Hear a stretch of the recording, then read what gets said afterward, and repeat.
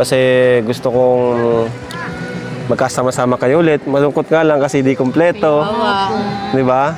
Pero wag kayong mag-alala, di naman to, masusundan pa to.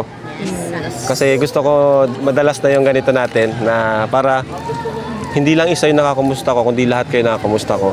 Sabi ko nga dun sa previous vlog ko dun sa batch 3, pag may vlog sa bawat isa, suportahan na lang. Kagaya ngayon, di ba? Kaya, ayun. So, gusto ko i-kumustahin isa-isa. Ikaw muna, Angelica. Marami pong nangyari pero pa rin po ako sa part na nagpapatuloy. Tapos na-amaze din po kasi ako kasi nakaka-attend po ako sa mga halimbawa mga event po ng Kalingap. Na-enjoy ko po yung mga moment na kasama ko po yung Kalingap, tapos yung Angels.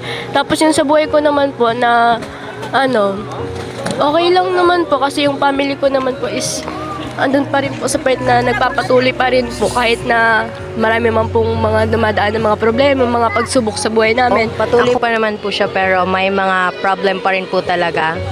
Kaya pinapatuloy ko pa rin po kahit mahirap kasi syempre po sa edad kong to, marami po talagang struggle na hinaharap lalo na kailangan ko pong yung pagkatiwalaan ko po is yung kailangan po talaga kasi meron po kaming mga taong na na hindi po yung trustworthy kung po baga.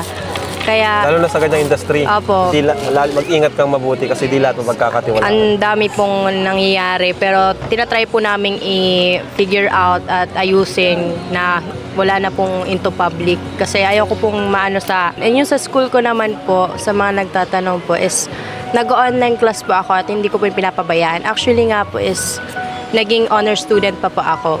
Sa akin po is yung buhay ko po ngayon is okay naman po and yun nga nabisita po ako nila kuya nung mga nakaraang linggo pa. Then yun, happy naman ako kasi nakarating sila ulit sa bahay and yun, nagpapasalamat din ako kay kuya kasi nga sa tagal ko na rin sa Kalingap is unti-unti ring nababago yung buhay ko, yun, yung buhay namin, kaya sobrang salamat ako. Ang hindi ko makakalimutan is nangyari kahapon na na-experience ko ulit na magrampa sa harap ng madaming tao, yung sa fashion show, yun.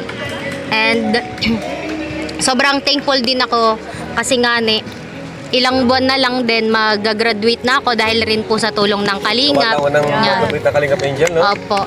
Kaya sobrang nagpapasalamat po ako sa Team Kalingap kasi tinulungan din po nila ako para makapagtapos ng pag-aaral. Yan. Kaya punta kayo Yan. Yan. Tas yan lang po. Oo. At ito naman, yung talagang gusto kong kamustahin ngayon, si Baswash Girl, si Julian. Yes. Siya talaga yung isa sa reason kung bakit ginawa kong ganito.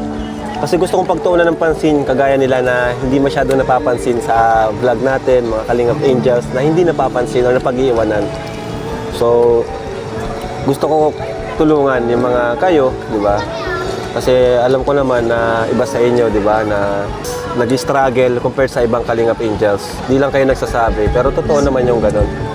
Kaya yun nga, ngayon, gagawin natin is dapat walang mapag-iwanan. Yun nga po, sa mga nangyari po sa akin last time, parang, kuya, parang bumalik po baga ako sa survival mode, kumbaga. Okay. Like, every vlog po ninyo talaga, as in, yun lang po talaga nagiging allowance ko. Tapos pang bayad po sa BH. Ganyan po. Boarding house.